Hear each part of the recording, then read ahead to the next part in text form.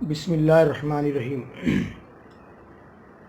جتنے دن سے ہم لوگ تالہ بندی میں ہیں، بہت کم ایسا ہوا ہوگا یا صرف ان لوگوں کے ساتھ ہوتا ہے جن کو کوئی خدا نخواستہ تکلیف ہو یا ایکسیڈنٹ ہو، پلاسٹر بندھا ہو، وہی دے ٹائم گھر میں رہتے ہیں۔ یہ ایسا موقع جو سب کے ساتھ میں ہے کہ آج ہم سب کے سب اپنے اپنے گھروں میں بند ہیں، ایسا موقع نہیں آتا سوائے ان لوگوں کے جو کہ بیمار ہوں۔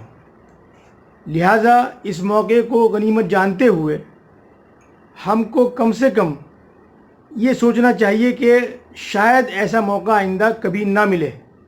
اتنے ٹائم میں ہم گھر پہ رہ رہے ہیں، ہم یہ جو وقت ہے وہ کس طرح استعمال کر رہے ہیں، یہ سوچنے کی بات ہے۔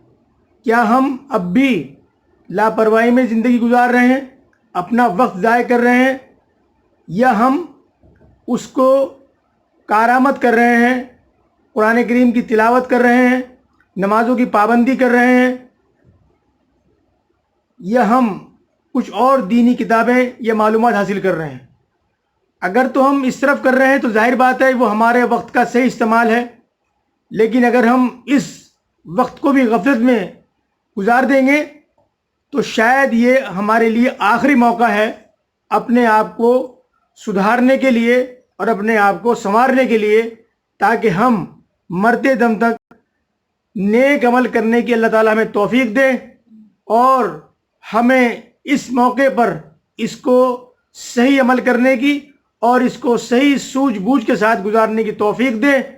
لہٰذا میری آپ سب سے درخواست ہے، میرے لیے بھی دعا کریں، سب کے لیے دعا کریں، اللہ تعالیٰ سب بیماروں کو صحت و عافیت دے اور سب کو مرتے دم تک نماز کی پابندی نصیب فرمائے۔ آمین یا رب العالمین۔ السلام علیکم ورحمۃ اللہ وبرکاتہ۔